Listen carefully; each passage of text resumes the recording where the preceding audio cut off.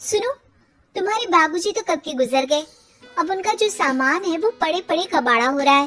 बेच ही दो, कुछ पैसे आ जाएंगी। बात तो सही है। अगले संडे फुर्सत में यही करेंगे। अगले संडे रोहित सारा सामान कबाड़ी को घर बुला के दे देता है। तभी उसकी नजर बाबूजी की पुरानी टीवी पर जाती है, जो इतने सालों तक कूड़े में पड़ी थी, फिर भी चमचमा रही थी। टीवी तो देखो, जैसे एकदम नई हो। हाँ, बाबूजी को टीवी देखना बहुत पसंद था। उनका सपना था कि वो टीवी पे आए। एक बार मौका भी था जब वो अपने गांव के गाने सुनाने किसी चैनल पर जाने वाले थे, पर मैं और मेरा भाई लड़ पड़े और बाबूजी को घर पर ही रुकना पड़ा।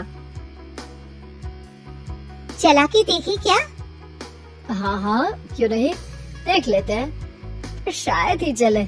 बाबूजी ने उस लड़ाई के दिन के बाद टीवी देखना ही छोड़ दिया था। टीवी चालू करने के लिए उसमें केबल वायर लगा दिया जाता है। एक न्यूज चैनल चालू हो जाती है।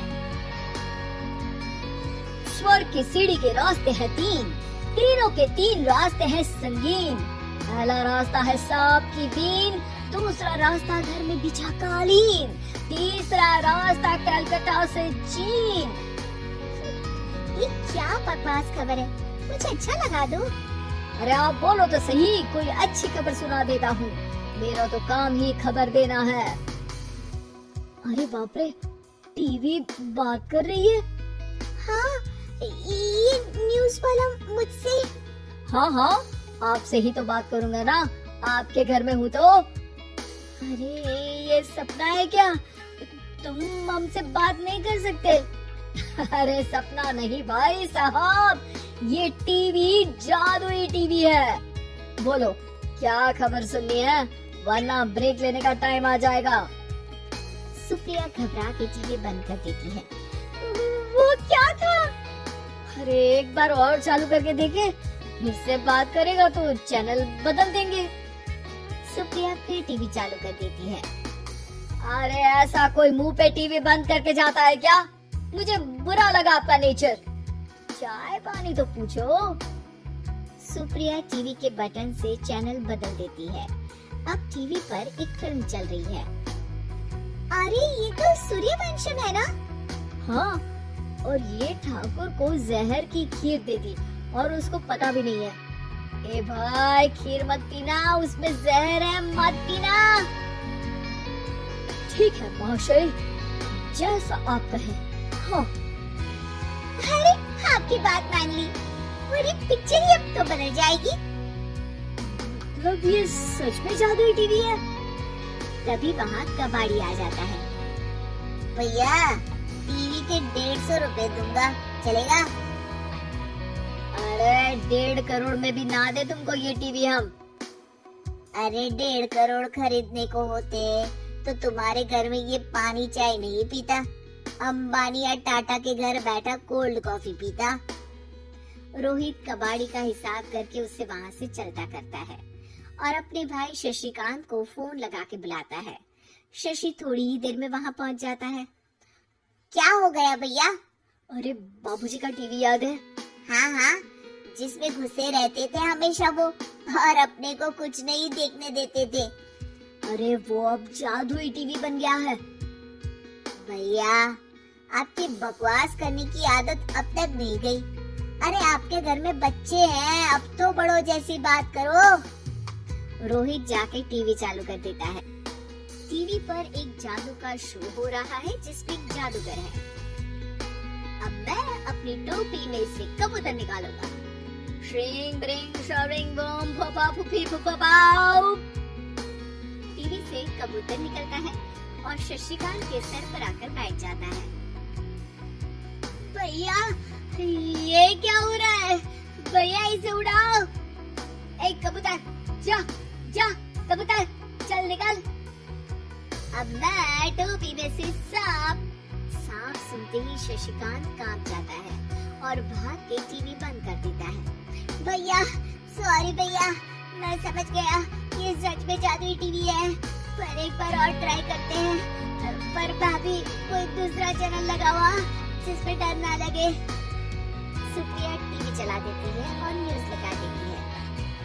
अरे कितने दिनों बाद मुझे याद आया, बताइए क्या खबर सुनाओ। और ये नया आदमी कौन है? ये मेरा भाई है शशिकांत। ओह यस, वही है ना जिससे तुम लड़ लिए थे किसी बात पे और तुम्हारे बुढ़ा पिताजी गुस्सा हो गए थे और टीवी को संन्यास दे दिया था। हैं?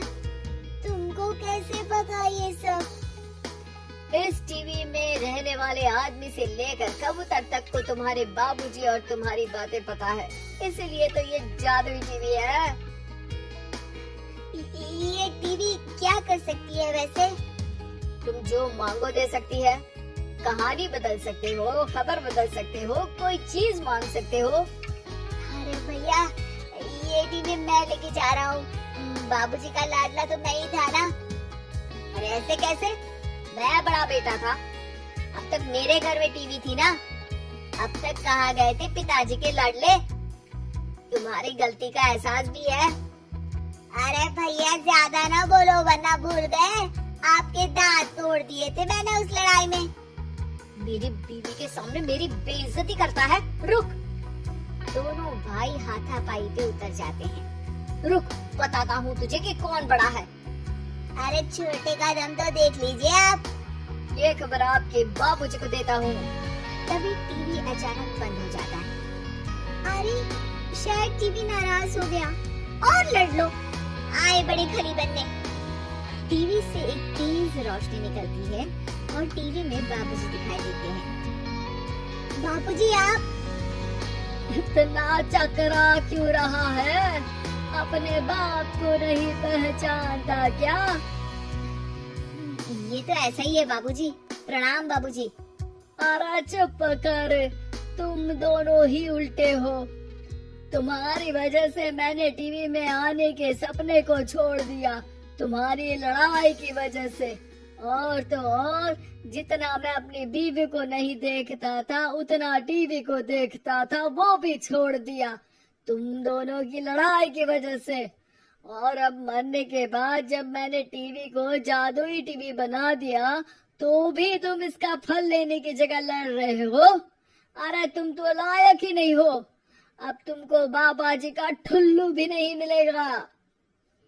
बाबूजी चले जाते हैं। टीवी बंद हो जाता है।